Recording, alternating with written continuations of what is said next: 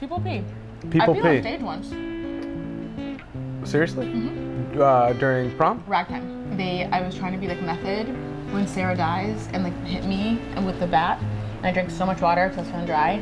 He hit me so hard, which I wanted. I was like, you need to hit me harder so I can not die. And they were singing, there's a day of hope. And I was just like, Interviewing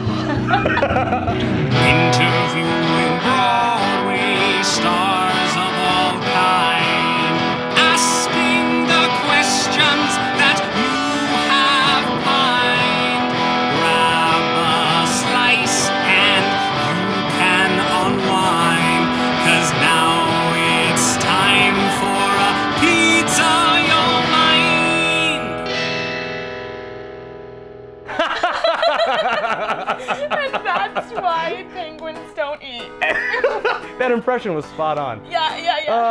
Hi guys, welcome to another episode of A Pizza Your Mind. Today, from the prom, we have Jerusha. Jerusha. I know. Hey guys, we have from Broadway's The Prom, it is Jerusha Cavazos. Here we go.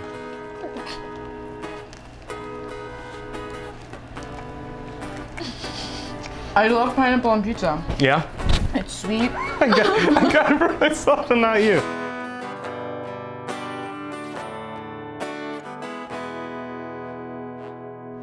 All right, we're gonna start off with the dough, the base part of who you are. So growing up, where'd you grow up? I was born in Flatbush, Brooklyn.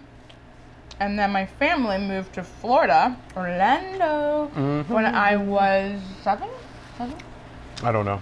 I don't remember. I looked at you for help, but you didn't even know my name, so. Dang it. Did you always want to be an actress? I think so. I mean, I said at 10, so my dad had performed on Broadway for about 10 years in the 80s, back in the day. I grew up with stories from him, but I didn't really know that I wanted to do that, and he was never pushing me towards it. I didn't do anything musical theater, and then when I was 10 years old, he took me to New York, and we went to go see the revival of Oklahoma at the Gershwin Theater. And I walked out of the theater, and my dad said that I turned to him, and I was like, I'm gonna do that. I didn't like start doing anything about it then, and for a long time I just knew I wanted it, and I'd go to like one audition. I think I auditioned for like The Lion King when I was like 10, and for then I was a gymnast, competitive gymnast with my sister, and then Can you still do stuff? yeah, Hell yeah. I took it off my resume though. Why? Ow. Really? 8 times a week. Oh yeah. And then junior year I was like, what am I going to study in college? I was going to go study opera at Stetson. I got in and got a scholarship, and I was like, I'm going to be the next Audra McDonald. And Hell I'm gonna yeah. study opera. A week and a half later I found out that I got into UCF's BFA musical theater department, and I was like, what's a BFA musical theater department? And I was like, I'll sing, dance, act, where at Stetson I only sing. Maybe I should do that. And then it was right by Disney, so then my life was like consumed by Disney. And then I did Universal. Okay, yeah. you? Yes, we did Sing It at Universal Studios. When did you decide to make the move? I went to New York my junior year of college for spring break, and I went to a couple like open calls, like EPAs, as non-equity and just like as me.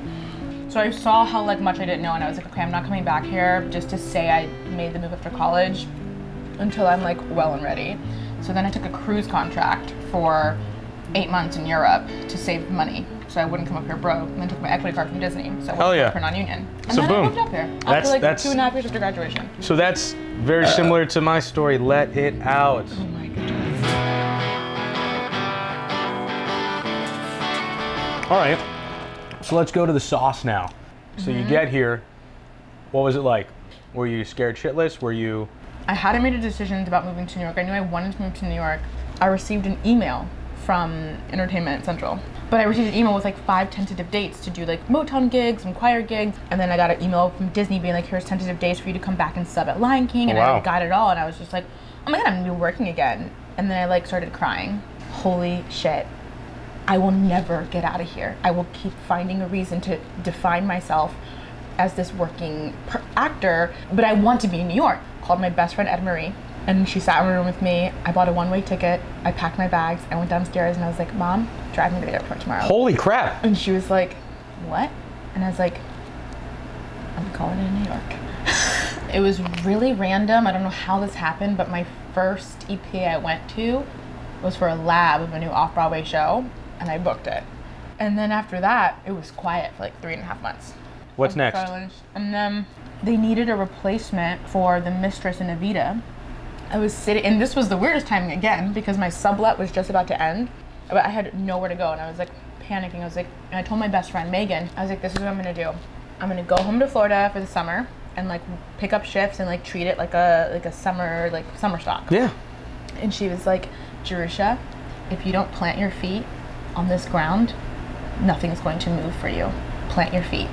And I was like, okay, and like cried. And like within like that week and a half, I got Evita. And like right when my sublet was up, they came to pick me up and drive me to Pennsylvania to live there for 2 months. And I was like, and they're like, you have so many suitcases. I was like, it's everything I have. I'm homeless. All right, so we get to prom. But the prom story is the best story. Okay. So in February of 2017, they were doing their initial auditions for the prom lab, and I tried to get in the room for it. I sent emails out, couldn't get an appointment. I was like, great, I'm still new here. I'm not gonna get an appointment. And I was like, something in my gut is telling me that I'm supposed to be in the prom. And so I woke up on Sunday morning. I was like, I'll just go to the 10 a.m. ECC. And I was like, what the heck? What's to lose? Did the dance. It was so hard. Almost gagged a little bit. So then I'm in Atlanta shooting, and I'm like, okay, prom went well enough, but like, I'll just like let that go. I get a phone call being like, you got to call back again. And I was like, I'm in Atlanta. I'm like, okay, we'll work it out. You just do a self-tape. And I was shooting 14 hours a day. So I woke up at 3 in the morning. I read, I sang, I sent it out before 7. And then I find out, hey, they really liked your tape, but like Casey is not gonna move on with you unless he meets you in person. Well, I only have 1 day off of shooting. It's a Friday. It's like Thursday at this point. Something in my gut saying swipe that credit card and decline. Get it declined. So I did, I swiped it. I flew up that morning, got there at 9, did the callback all day, flew back home, and then flew back Monday and found that I booked it. And I was like, huh? Oh, cool.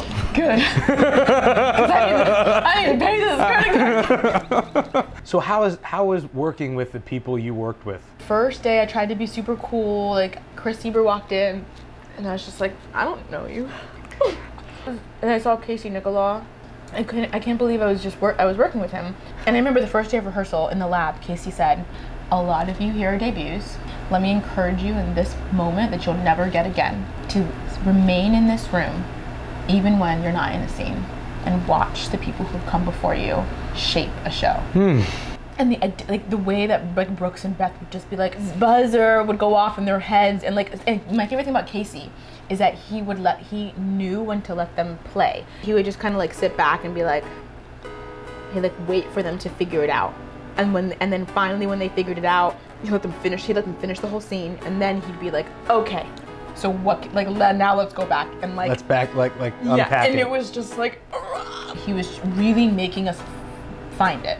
It wasn't, and when we did, and we all found it together, we'd all be so like, and everyone in the team, like everyone from the music to like writers to the stage management was just like, we were developing it from jump.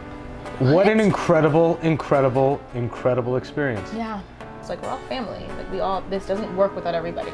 I love that. From backstage to on stage, like it didn't, and they were so aware of that and made sure that us debuters knew. Yeah. I don't know how it could get any better than that. It doesn't. It will.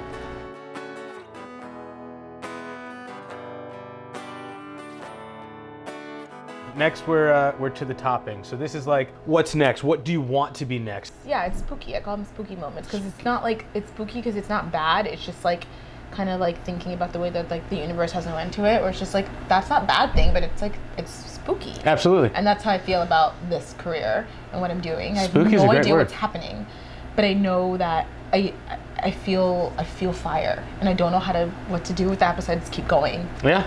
I love theater, but after doing Atlanta, I learned that I have a huge passion for film and TV, and I definitely want to explore that deeply. So on that note, what would you give advice? Just a couple words. I read this quote once, and I don't know who did it, so I gotta look it up later. Okay. Learn to love the sound of your feet, walking away from things that are not meant for you. Oh. Shakes you, right? Oh. Shakes you. Oh, I love that.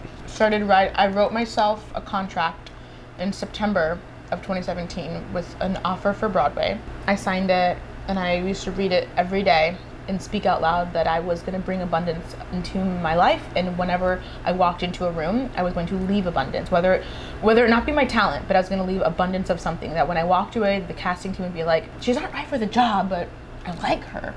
And in September of 2018, I signed my Broadway contract, which is so spooky. How? It's so spooky. I know. Yeah, and I guess that's the advice I give to people is like, one, learn to like walk away from things that aren't meant for you, and like don't fester.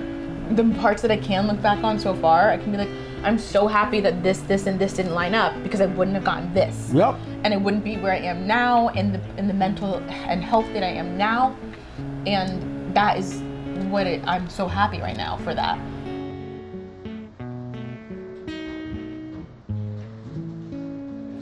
Jerusha, thanks so much for stopping by.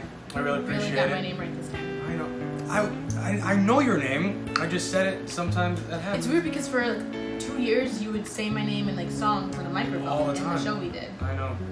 It's so weird. Awesome. Thanks. Appreciate you. There it is.